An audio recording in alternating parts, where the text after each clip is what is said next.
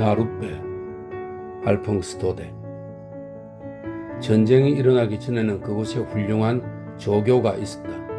흰 돌로 쌓아올린 지주 2개가 높이 솟고 타르치를 한 로프가 센강 수평선 위에 걸려서 중천에 뜬 그 모양은 기구와 배의 모양을 지극히 아름답게 꾸며주었다. 중앙의 거대한 아치형 다리 밑을 예인선이 하루에 2번씩 소용돌이 치는 연기를 뿜으면서 굴뚝을 낮출 필요도 없이 통과해 지나갔다. 양평 강가에는 빨래 방망이와 세탁하는 여자들의 의자를 넣어둔 흙강과 고기잡이 배들이 묶여 있었다. 서늘한 강바람에 흔들리는 커다란 녹색 커튼 같은 포플러 나무 가로수가 목장 사이를 통해 다리에까지 이르렀다. 아름다운 풍경이었다. 금년에는 모든 것이 변했다. 여전히 변함없이 서 있는 포플러 나무 가로수 끝에는 아무것도 없었다. 이제 다리는 없어졌다. 석주 2개는 날아가 버렸고 그 주변에 돌의 파편이 여기저기 흩어졌다.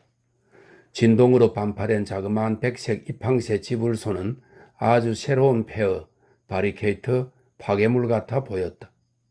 로프와 철선은 쓸쓸히 물에 잠겨 있었다.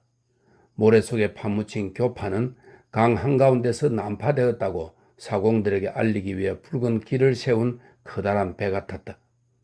센강을 따라 떠내려오는 잡초와 이끼 낀 판자 등 가지가지가 거기에 쌓인 채 소용돌이를 일으켰다.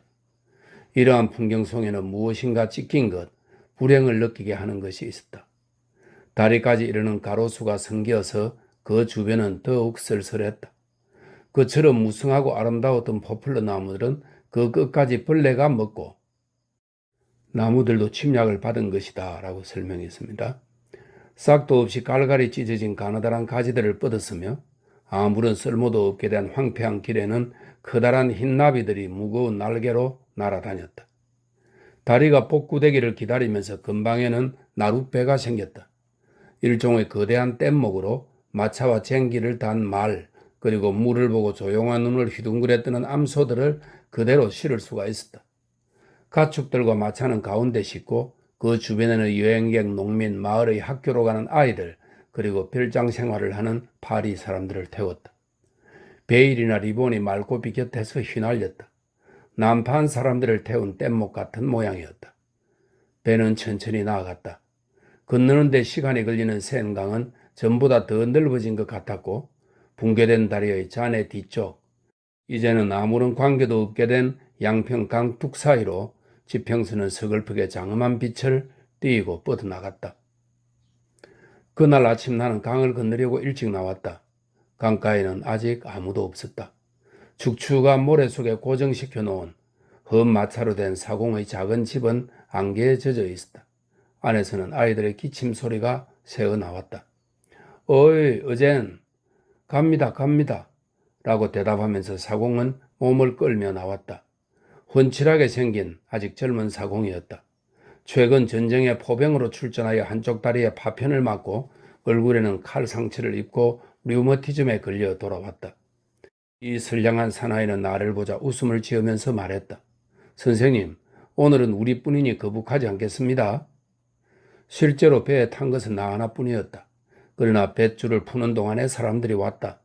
제일 먼저 눈이 반짝이는 농가의 주부가 코르베우 시장에 간다며 양팔에 커다란 바구니 2개를 끼고 왔다.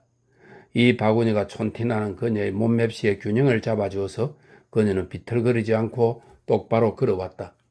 계속해서 그녀의 뒤를 이어 후미진 길로 다른 사람이 오는 것이 안개 속에 어렴풋이 보였다. 무엇인가 이야기하는 소리가 들려왔다. 부드럽고도 눈물 어린 여인의 목소리였다. 아, 사시노 선생님, 제발 부탁입니다. 우리를 괴롭히지 말아주세요. 그이가 지금은 일하는 것을 아시잖아요. 돈을 갚아 드릴 때까지 좀 기다려주세요. 그이가 원하는 건 단지 그것뿐입니다. 난 충분히 기다렸어. 너무 지나치게 기다렸어. 이가 빠진 무자비한 늙은 농부의 목소리가 대답했다. 이젠 집달리가 나설 참이야. 적절하게 처리해 줄 테지. 어이, 어젠. 저게 사시노란 놈입니다. 사공은 낮은 목소리로 나에게 이야기했다. 이때 몸집이 큰 늙은이가 강가로 나오는 것이 보였다. 거친 모직 프로코트를 우스꽝스럽게 입고 지나치게 높은 새 실크 해트를 썼다. 이 농부는 햇빛에 타고 주름살이 진 데다 곡괭이질을 한 손은 마디투성이어서 신사 차림을 하니 얼굴이 더욱 검게 그을려 보였다. 고집불통의 얼굴, 아파치 인디언족 같은 커다란 매부리 코, 굳게 담은 입술, 이 모든 것이 사시뇨라는 이름과 어울리는 사나운 면모를 보여주었다. 자, 어젠 빨리 가자. 그는 나룻배로 뛰어 들어오면서 말했다. 그의 목소리는 분노로 떨렸다. 사공이 뱃줄을 끄르는 동안에 그 뚱뚱한 여인이 사신호 곁으로 가서 물었다. 누구에게 그처럼 화를 내세요? 아, 블랑쇼 아주머니인가? 말을 마라. 화가 나서 미칠 것 같다. 그런 망할 마질리의 집놈들. 그러고는 후미진 길을 흐느끼면서 올라가는 작고도 연약한 그림자를 주먹으로 가리켰다. 저 사람들이 어쨌어요? 저 사람들이 어쨌느냐고? 넉 달치 집세가 밀린 데다가 술값이 있단 말이야. 그런데 아직 한 푼도 못 받았거든. 그래서 난 이 길로 집달리 집으로 갈 생각이야. 그것들을 거리로 내쫓아버려야지. 하지만 마질리에는 참 선량한 사람이에요. 그 사람이 돈을 갚지 못하는 것은 그 사람 잘못이 아닐 거예요. 이번 전쟁통에 돈을 잃은 사람은 한둘이 아니니까요. 늙은 농부는 노발대발하였다. 그놈은 바보야. 퍼르시아 병정들을 상대로 돈을 모을 수도 있었지. 한데 그놈이 하려들질 않았거든. 퍼르시아 병정들이 온 날부터 주전문을 닫고 간판을 떼어버렸단 말이야. 카페를 열었던 사람들은 전쟁 중에 흠씬 돈벌이를 했는데 유독 그놈만이 한 푼도 못 벌었거든. 설상가상으로 그놈은 금방지게 굴어서 감옥에까지 끌려갔었단 말이야. 그러니 바보가 아니고 뭐야? 전쟁이 그놈하고 무슨 상관이야? 제 녀석이 군인이었나? 손님에게 포도주 브랜디나 부어주었으면 지금쯤 내 빚도 청산했을 것 아니야? 개돼지 같은 놈. 애국자인 척한 녀석. 본때를 보여줘야지. 화가 불같이 나서 얼굴이 시뻘개진 늙은이는 커다란 프로코트를 입고도 노동복만 입어온 촌사람들의 우둔한 몸짓을 했다. 늙은이가 이야기를 해나가자니까 조금 전만 해도 마질리의 부부를 동정하여 반짝이던 여인의 눈은 점점 냉혹해지면서 차츰 경멸의 빛을 띠었다. 그 여자는 역시 촌여자였다. 그들은 돈벌이를 거절하는 사람들을 그다지 존경하지 않는다. 처음에 그 여인은 말했다. 그 아내가 불쌍하죠. 그러고는 잠시 후에 그래요, 정말이에요. 굴러들어온 복을 차버리다니. 그러고 나서는 이렇게 끝을 맺었다. 아저씨 말씀이 옳아요. 빚을 졌으면 갚아야죠. 사신녀는 이를 악물고 내까렸다. 그놈은 바보야. 그놈은 바보야. 뱃전에서 계속 삿대질을 하면서 귀를 기울이던 사공은 자기도 한마디 해야 되겠다고 생각한 모양이었다. 사신녀 아저씨, 그런 나쁜 짓은 하지 마세요. 집달리한테 간들 무슨 소용이 있습니까? 저 불쌍한 사람들의 물건을 팔게 한다면 그건 너무도 지나친 일입니다. 조금 더 참아주세요. 그럴 만한 이유는 있지 않아요?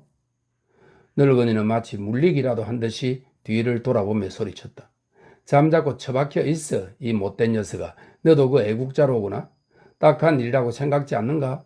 자식은 5이나 되고 돈은 한 푼도 없는 주제에 강요하지도 않는데 취미로 대포나 쏘러 다니고. 잠깐만 좀 들어주십시오, 선생님. 이 무중한 늙은이가 내게 이야기를 하는 모양이었다. 그런 것이 우리에게 도대체 무슨 소용이 있습니까? 말하자면 저 녀석도 덕택에 얼굴꼴이 저 모양이 되고 다니던 좋은 직장도 잃고 그래 이제는 사면으로 바람이 들어온 판잣집에서 아이들은 병들고 마누라는 세탁에 지친 채 떠돌이 같은 생활을 하지 않습니까? 저 녀석도 바보가 아닙니까? 사공의 얼굴에는 번갯불 같은 노기가 떠올랐다. 창백한 그의 얼굴 한가운데 칼 상처가 깊고도 희게 드러나 보였다. 그러나 그는 자제력이 있었다. 그래서 그는 자기의 분노를 삿대로 돌려 삿대가 부러져라 하고 강 및 모래 속으로 쳐박았다. 한마디만 더 하면 그 자리마저도 잃을지 모른다. 왜냐하면 사친녀는 이 지방 유지이기 때문이다. 그는 면회의 의원이다.